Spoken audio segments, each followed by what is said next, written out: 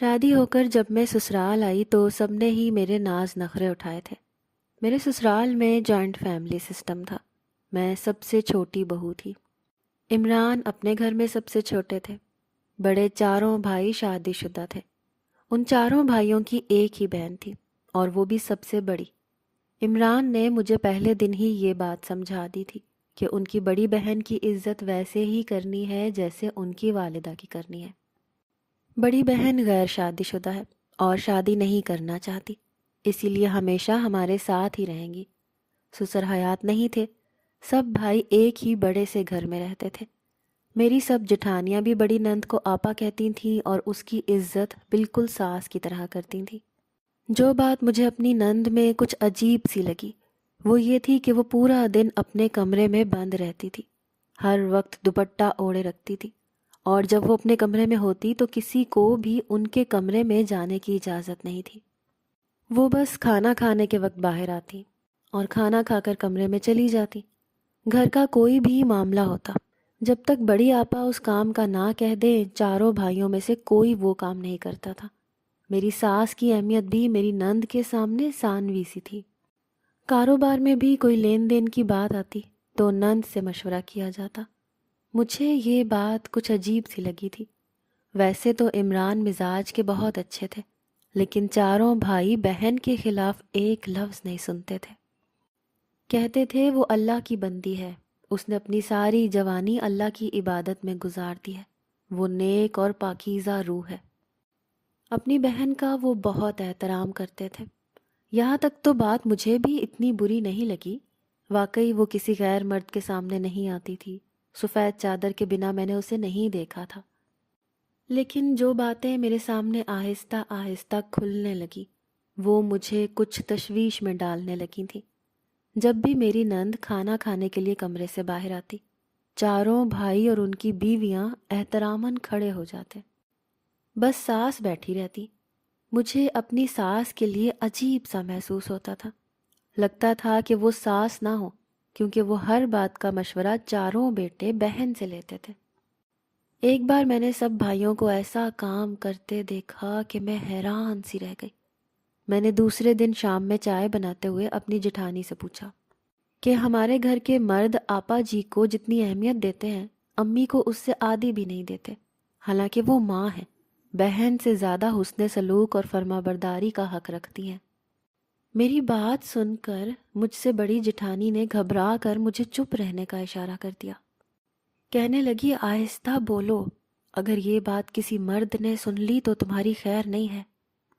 میں جیسے اپنی جٹھانی کا منہ تکنے لگی۔ میں نے بہت ہی عام نوعیت کی بات کی تھی، لیکن جٹھانی کا رد عمل ایسا تھا کہ جیسے میں نے کوئی غلط بات کر دی ہو۔ میں چپ سی ہو گئی۔ عرفان میرا بہت خیال رکھتے تھے، ہم میں محبت بھی بہت تھی، اسی لیے میں نے باتوں ہی باتوں میں ان سے اس بات کا ذکر کر دیا کہ آپ ماں سے زیادہ بہن کو اہمیت کیوں دیتے ہو۔ میری بات سن کر عرفان کا چہرہ سرخ ہونے لگا، مجھے قہر بھری نظروں سے دیکھنے لگے۔ کہنے لگے میری بہن کے بارے میں ایک لفظ بھی مت کہنا، وہ بہت نیک اور پارسا ہے، خیر و برکت والی ہے، وہ جتنی قابل عزت ہے اتنا ہم اس کا احترام نہیں کر پا رہے۔ مجھے عرفان کا غصہ دیکھ کر سمجھ آ گئی تھی کہ جٹھانی نے مجھے کیوں منع کیا تھا۔ باقی بھائیوں نے اپنی رقم بہن کے سامنے رکھی۔ کہنے لگے کہ اپنے برکت والے ہاتھ اس پر رکھ دو، ہم نے کاروبار پر یہ پیسہ لگانا ہے، آپ نیکوکاروں میں سے ہو، آپ کے برکت والے ہاتھ اگر ان پیسوں پر لگ گئے تو ہمیں نفع ہوگا۔ چند دن یہ دیکھ کر میں حیران رہ گئی۔ میری نند نے منہ میں کچھ پڑھا اور پیسوں پر پھونک مار دی۔ یہ بات مجھے کچھ درست نہیں لگی تھی۔ یہ بات ایک بہن کے احترام سے بڑھ کر کچھ اور ہی رخ اختیار کر رہی تھی۔ ابھی میں نے صرف ساس کی بات کی تھی تو عمران کا رد عمل دیکھ کر بری طرح سے گھبرا گئی تھی۔ یہی حال میری باقی جٹھانیوں کا بھی تھا۔ نند کے معاملے میں وہ ایک لفظ منہ سے نہیں نکالتی تھی، اور ساس بھی ماتھے پر تیوری چڑھائے منہ پر ناگواری لیے اپنا جی جلاتی رہتی تھی۔ ایک بار میری ساس نماز پڑھ رہی تھی، دعا مانگتے ہوئے رونے لگی۔ ان کی دبی دبی سسکیاں سن کر میرا دل تڑپ کے رہ گیا۔ میں ان کے کمرے میں انہیں چائے دینے آئی تھی۔ میں کھلے دروازے سے انہیں بے کل ہو کر روتا دیکھ کر دکھی سی ہو گئی۔ جس عزت اور احترام کی وہ حقدار تھیں، انہی کے بچے وہ حق اپنی بہن کو دے رہے تھے، بلکہ اس سے بھی کئی زیادہ۔ ماں نے دکھی تو ہونا ہی تھا۔ مجھے دروازے پر دیکھ کر میری ساس نے جلدی سے اپنے آنسو پونچھے۔ میں چائے کا کپ رکھ کر ان کے پاس ہی بیٹھ گئی۔ میں نے ان سے پوچھا کہ ان کی طبیعت تو ٹھیک ہے؟ وہ مجھ سے نظریں چرانے لگی، کہنے لگی میں ٹھیک ہوں۔ میں نے ان سے کہا کہ میں نے انہیں کبھی نند کے ساتھ بیٹھ کر بات چیت کرتے نہیں دیکھا۔ تو جو بات غصے سے انہوں نے مجھے کہی، میں ان کی بات سن کر ششدر سی رہ گئی۔ نند کے کمرے میں چاروں بھائی ہی جاتے تھے، 1 گھنٹہ بیٹھ کر آتے تھے۔ ہم چاروں بہوؤں کو نند کے کمرے میں جانے کی سختی سے ممانعت تھی۔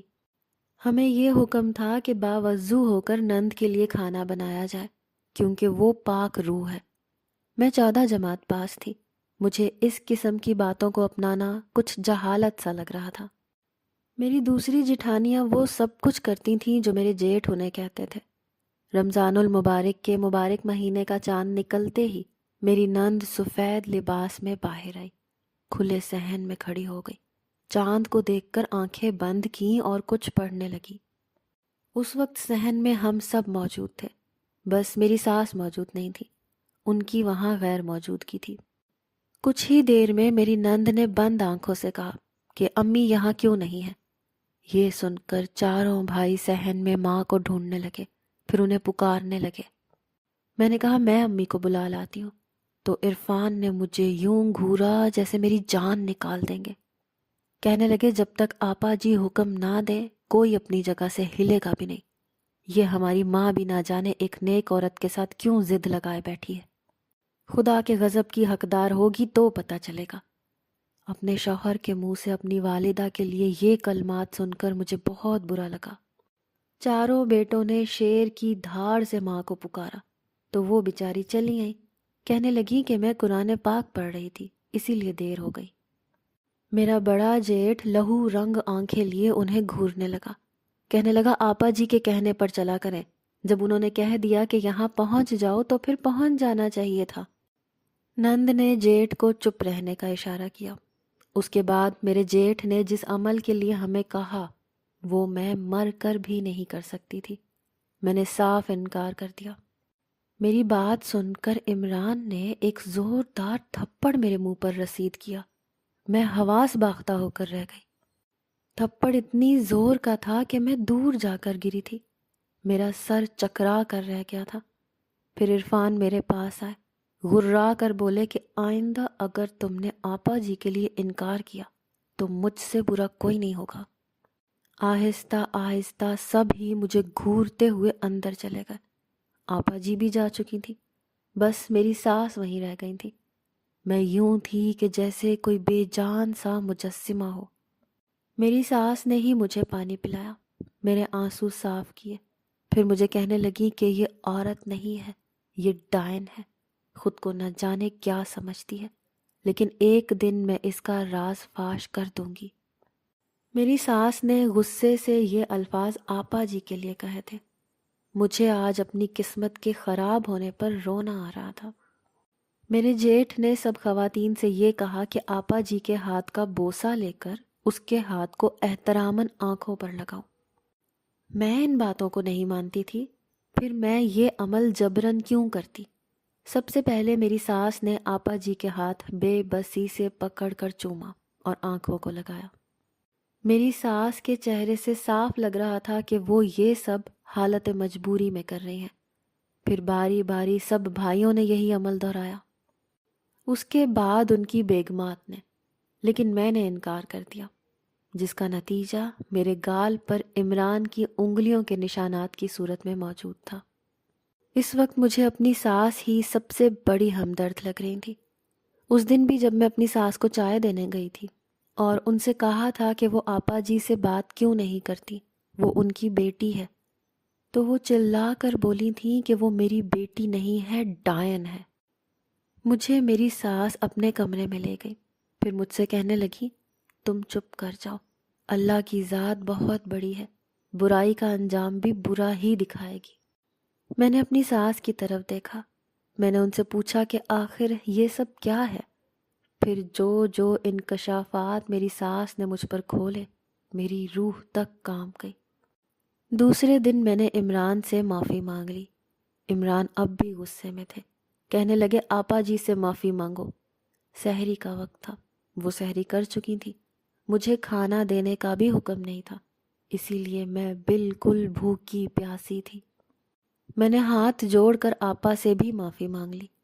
آپا نے اپنا ہاتھ میری طرف بڑھایا اور اشارے سے کہا کہ میں اسے چوم کر اپنی آنکھوں پر لگاؤں۔ اس وقت میں بے بس تھی، اسی لیے وہی کیا جو آپا جی چاہتی تھی۔ لیکن اس کے بعد میں نے عمران کی کسی بات پر کوئی اختلاف نہیں کیا۔ مجھے اب آپا جی سے چڑ سی ہونے لگی تھی۔ ان کے کمرے کی صفائی پر ایک بڑی عمر کی عورت مامور تھی، لیکن اب مجھے آپا جی کی اچھائی کے پیچھے چھپا راز جاننا تھا کہ آیا جو کچھ میری ساس نے مجھے بتایا ہے اس کی حقیقت کیا ہے۔ اسی لیے میں نے اس اماں کو 1000 کا نوٹ تھمایا اور اس کے کپڑے اس سے لے کر خود پہن لیے اور اس کے دوپٹے سے اپنا گھونگھٹ نکال کر آپا جی کے کمرے میں چلی گئی۔ مجھے دیکھ کر آپا جی کہنے لگیں کہ تم نے آج چہرہ کیوں چھپا رکھا ہے؟ میں نے کچھ بھاری سی آواز نکال کر کہا کہ میں نے آج ایک گناہ کیا ہے اور آپ پاک عورت ہیں، نیکوکار ہیں، میں آج آپ کو اپنا گناہ گار چہرہ نہیں دکھانا چاہتی۔ رات کو اپنے رب کے حضور توبہ کروں گی، تبھی آپ کے سامنے اپنا چہرہ کھولوں گی۔ آپا جی میری بات پر چپ ہو گئی۔ میں کام کرنے لگی۔ آپا نے کہا کہ وہ نہانے جا رہی ہیں، میں کمرہ صاف کر کے باہر چلی جاؤں۔ میں نے اس بات میں سر ہلا دیا۔ وہ واش روم چلی گئی۔ ان کے کمرے میں ویسے تو اگربتیاں لگی ہوئی تھیں، لیکن بو عجیب سی آ رہی تھی، ایک ناگوار چیز کی بو تھی۔ میں نے جلدی سے صفائی کی اور پھر سامنے رکھے قرآن پاک کے پاس آ گئی۔ وہ ایک کپڑے کے غلاف سے لپٹا ہوا تھا۔ میں نے جیسے ہی وہ کھولا، میرے پیروں تلے سے زمین نکل گئی۔ اس عورت کا روپ جتنا گھنونا تھا، مجھے اس کے ثبوت مل چکے تھے، لیکن میری بات پر اعتبار کوئی بھی نہ کرتا۔ جب میری ساس کی بات پر اعتبار نہیں کیا گیا تھا، پھر میری بات کی کیا اوقات تھی؟ میں کمرہ صاف کر کے باہر آ گئی۔ کچھ دن کے بعد میری ساس کی اچانک سے طبیعت خراب ہوئی اور وہ اس مبارک مہینے میں انتقال کر گئی۔ سب کچھ اتنا اچانک سے ہوا تھا کہ ہم سب ہی پریشان ہو گئے تھے۔ گھر میں رونا دھونا مچ گیا تھا، لیکن آپا جی اپنے کمرے سے باہر نہیں آئی تھی۔ میری ساس بہت نیک عورت تھی، بہت سے لوگوں کی چھپ کر مدد کرتی رہتی تھی۔ اس کی میت پر لوگوں کا ایک نہ ختم ہونے والا ہجوم تھا۔ جیسے ہی میری ساس کی میت اٹھانے لگے تو میں نے اپنے میاں سے کہا کہ یہ وصیت کا کاغذ اماں جی کے ہاتھ میں پکڑا ہوا تھا۔ شاید وہ جان گئی تھیں کہ وہ اب نہیں بچیں گی، اسی لیے وہ وصیت کر گئی ہیں کہ ان کا جنازہ آپا جی پڑھائیں گی۔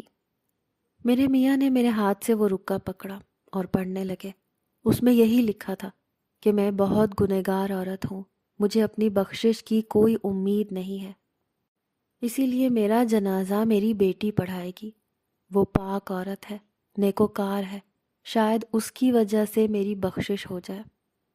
یہ بات سن کر سب بھائی اس پر رضامند ہو گئے، حالانکہ بہت سے سمجھدار لوگوں نے انہیں کہا بھی کہ عورت کب کسی کا جنازہ پڑھاتی ہے، لیکن ہمارے گھر کے مردوں کا یقین بس آپا جی پر ہی تھا۔ اسی لیے چاروں بھائی آپا جی کے کمرے میں چلے گئے، انہیں اپنی والدہ کی وصیت سنائی، لیکن آپا جی نے منع کر دیا کہ وہ جنازہ نہیں پڑھائیں گی۔ لیکن بھائیوں نے بہت منت سماجت کی تو وہ مان گئی، لیکن وہ جیسے ہی پہلی سورت پڑھنے لگی تو منہ سے منتر کے الفاظ نکلنے لگے۔ وہاں موجود لوگوں کے ہجوم کا منہ کھلا کا کھلا رہ گیا۔ میری ساس، جس دن مجھے عمران نے تھپڑ مارا تھا، میری ساس مجھے اپنے کمرے میں لے گئی تھی، پھر مجھ سے کہنے لگیں کہ یہ عورت میری بیٹی نہیں ہے، میرے شوہر کی پہلی بیوی کی بیٹی ہے۔ جب میری ساس کی شادی ہوئی تھی تب وہ 15 سال کی تھی۔ میرے سسر نے اپنی پہلی بیوی کو طلاق دے دی تھی کیونکہ وہ کالے عملیات کرتی تھی، اور بیٹی بھی اپنی ماں کے ساتھ یہی سب کچھ سیکھ چکی تھی۔ دنیا کے سامنے اس کی ماں نیکوکار ہونے کا ڈھونگ رچاتی تھی۔ جب میری ساس کو آپا جی نے اپنے والد کے ساتھ دیکھا تو وہ ان سے نفرت کرنے لگی۔ اسے لگا کہ میری ساس نے اس کی ماں کا گھر برباد کیا ہے، اسی لیے وہ اپنے والد کے سامنے تو میری ساس کو کچھ نہ کہتی، لیکن پیچھے سے میری ساس کے ساتھ بہت برا سلوک کرتی۔ اور جب میری ساس میرے سسر سے کہتی تو اپنی بیٹی کے خلاف کچھ سننے کو تیار ہی نہ ہوتے، کیونکہ وہ ان پر کچھ غلط قسم کے منتر پڑھ کر پھونک دیتی تھی۔ میری ساس کی حیثیت اس گھر میں بس ایک نوکرانی کسی ہو کر رہ گئی تھی۔ جب میری ساس کے گھر بیٹے ہوئے تو بھی باپ کی دیکھا دیکھی ماں کے بجائے آپا جی کو اہمیت دینے لگے، کیونکہ وہ ان کے سامنے بہت نیک بنتی تھی۔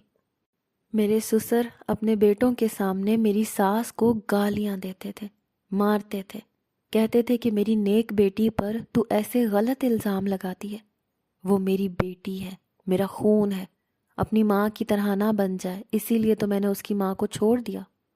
میری بیوی نے میری بیٹی کو بہت کہا کہ وہ اس کے ساتھ چلی جائے، لیکن اس نے کہا کہ وہ میرے ساتھ رہے گی اور نیک کام کرے گی۔ میری بیٹی بہت نیک ہے، دیندار ہے۔ میرے سسر اپنی بیٹی کے خلاف ایک لفظ نہیں سنتے تھے، اسی لیے بچوں کے کچے ذہنوں میں بھی یہی بات بیٹھ گئی۔ کچھ آپا جی اپنے بھائیوں کو اپنے پاس بٹھائے رکھتی تھیں، دھیرے دھیرے ان کو یہ کہتی رہتی کہ تمہاری ماں کو تم سے پیار نہیں ہے، جیسے مجھے برا بھلا کہتی ہے ایسے ہی تم لوگوں کی بھی میرے باپ سے برائیاں کرتی ہے۔ بچوں کے نا سمجھ ذہنوں میں جو زہر آپا جی نے چھپکے سے بھرنا شروع کیا تھا، وقت کے ساتھ ساتھ وہ پختہ ہونے لگا۔ میری ساس کام میں جتی رہتی تھی، لڑکے تھے اسی لیے ہاتھ بٹانے والا کوئی نہیں تھا۔ جب میری ساس نے دیکھا کہ شوہر بیٹی کے بارے میں کچھ سننا ہی نہیں چاہتے تو پھر کہنا ہی چھوڑ دیا، بس چپ چاپ رہنے لگی۔ جب آپا جی 22 سال کی ہوئیں تو میری ساس نے سسر سے کہا کہ اب اس کی شادی کر دینی چاہیے۔ میری ساس کو یہی تھا کہ شاید یوں ہی ان کی جان آپا جی سے چھٹ جائے گی، لیکن آپا جی نے کہا کہ وہ اپنی ساری زندگی بس اللہ کے لیے وقف کر دیں گی، شادی کبھی نہیں کریں گی۔ ان کے والد تو یہ سن کر خوش ہو گئے، اسے اور اعلیٰ مرتبے پر بٹھا دیا۔ اب تو ساس نے بالکل ہی چپ سادھ لی تھی۔ بھائیوں کے دل میں بھی بہن کی اہمیت بڑھ گئی کہ بہن اللہ سے کتنی محبت کرتی ہے۔ وقت کے ساتھ ساتھ آپا جی کے چرچے ہونے لگے۔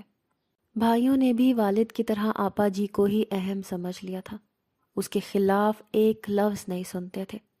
آپا جی کا مقصد میری ساس کی زندگی کو اجیرن بنا کر اپنی ماں کا بدلہ لینا تھا، اور اس چکر میں وہ اپنی زندگی بھی برباد کر چکی تھی۔ شادی نہیں کی تھی اور اب خود بڑھاپے کی دہلیز پر قدم رکھ چکی تھی۔ جب میری ساس نے مجھے یہ سب کچھ بتایا تو مجھے اپنے کانوں پر یقین نہیں آیا تھا، اسی لیے جب میں آپا جی کے کمرے کی صفائی کرنے گئی تو اپنی آنکھوں سے دیکھ لیا۔ قرآن پاک کے غلاف میں موجود کتاب قرآن پاک نہیں تھی، بلکہ وہ کسی منتر کی کتاب تھی جو وہ پڑھتی تھی۔ سب کو اپنے قابو میں کر رکھا تھا، بھابھیوں کو غلام بنا کر رکھنا چاہتی تھی۔ جیسے ساری زندگی میری ساس پر حکمرانی کی تھی ویسے ہی بھابھیوں پر بھی کر رہی تھی۔ میری تینوں جٹھانیوں کی آپا جی کے سامنے جان نکلتی تھی، وہ تینوں آپا جی کی مرضی کے خلاف ایک قدم نہیں چلتی تھی۔ میری ساس آپا جی کا راز فاش کرنا چاہتی تھی، لیکن وقت نے انہیں مہلت نہیں دی۔ جب میری ساس کا انتقال ہو گیا تو رونا دھونا سا مچ گیا، میں بھی بہت روئی تھی۔ میری ایک یہی تو ہمدرد تھی یہاں پر، وہ بھی جا چکی تھی۔ پھر میرے ذہن میں آیا کہ وہ آپا جی کا راز فاش کرنا چاہتی تھی لیکن کر نہیں سکی۔ پھر میرے ذہن میں ایک جھماکا سا ہوا، میں نے فٹافٹ سے اپنی ساس کی طرف سے ایک تحریر لکھی۔ بس یہی ایک موقع تھا آپا جی کو سب کے سامنے بے نقاب کرنے کا، اور اب وہ اپنے اصل چہرے کے ساتھ سب کے سامنے آ چکی تھی۔ وہ جب بھی سورت پڑھنا چاہتی منہ سے منتر نکلتے تھے، کیونکہ اس نے ساری زندگی پڑھے ہی منتر تھے۔ چاروں بھائیوں کے یہ سب دیکھ کر رنگ اڑے ہوئے تھے، لوگوں کی چہمگوئیاں شروع ہو چکی تھیں۔ سب ہی آپا جی کو ناگواری اور ناپسندیدگی سے دیکھ رہے تھے۔ جھوٹی عزت کا بھرم آج ٹوٹ چکا تھا۔ میری ساس اٹھ کر بیٹھ گئی۔ یہ پلان ہم دونوں نے مل کر بنایا تھا تاکہ آپا جی کا چہرہ بے نقاب کیا جا سکے۔ میری ساس کو زندہ دیکھ کر وہاں کھڑے مجمع کی چیخیں بلند ہو گئی۔ پھر میری ساس نے آپا جی کی ساری حقیقت سب کو بتائی۔ میرے جیٹھ اور میرا شوہر شرمندگی سے اپنی نظریں نہیں اٹھا پا رہے تھے۔ آپا جی جلدی سے اپنے کمرے میں بھاگی، لیکن بھاگ کر جا کہاں سکتی تھی؟ ان کا راز فاش ہو چکا تھا۔ وہ اپنے کمرے میں جا کر کسی سے فون پر بات کرنے لگی۔ جب چاروں بھائی اس کے کمرے میں داخل ہوئے، تعصب سے اسے دیکھ رہے تھے۔ سب سے بڑے بھائی نے کہا کہ آپ اس سامان کو پیک کر لو، تم یہاں نہیں رہ سکتی۔ بہتر ہے کہ جس ماں سے فون پر بات کر رہی ہو اسی کے پاس چلی جاؤ۔ ہمیں افسوس ہے کہ ہم نے تمہیں عزت کے اس مرتبے تک پہنچا دیا جہاں کی تم حقدار نہیں تھی۔ اگر تم آدھے گھنٹے میں باہر نہ نکلی تو ہم لوگ تمہیں دھکے دے کر اس گھر سے باہر نکالیں گے۔ آپا جی کچھ نہیں بولی۔ آپا جی نے سامان پیک کیا اور باہر صحن میں آ کر میری ساس کو دیکھنے لگی، پھر ہنسنے لگی، کہنے لگی تم نے میرے ساتھ جو ڈھونگ کیا ہے، تم دیکھو میں کیا کرتی ہوں تمہارے ساتھ۔ اس کھلی دھمکی پر میرے جیٹھ نے آپا جی کے منہ پر تھپڑ رسید کیا، کہنے لگا تم ہمیں جتنا بیوقوف بنا سکتی تھی بنا چکی ہو، اب نکلو یہاں سے ورنہ یہیں تمہاری میت کھڑی کر دیں گے۔ اگر تم نے اپنے ناپاک ارادوں سے ہمیں یا ہماری ماں کو کچھ بھی نقصان پہنچانا چاہا تو ہم تمہیں زندہ نہیں چھوڑیں گے۔ یہ کہہ کر میرے جیٹھ نے آپا جی کو دھکے مار کر گھر سے نکال دیا۔ میں نے انہیں کہا کہ آپ لوگوں نے عقل شعور رکھنے کے باوجود بھی وہ کیا جو گناہ تھا۔ آپ نے غلط کیا تھا۔ کسی کا نیکوکار ہونا ہمیں اس بات کی ترغیب نہیں دیتا کہ ہم اسے کچھ زیادہ ہی بلند مرتبہ سمجھنے لگیں، اور جو لوگ نیک ہوتے ہیں وہ اپنے منہ سے کبھی اس بات کا اعتراف نہیں کرتے، وہ بس نیکی کر کے دریا میں ڈالتے جاتے ہیں بنا کسی غرض کے۔ سچ ہی کہا جاتا ہے کہ جھوٹ کے پاؤں نہیں ہوتے، اور سچ ایک دن سب کے سامنے آ جاتا ہے۔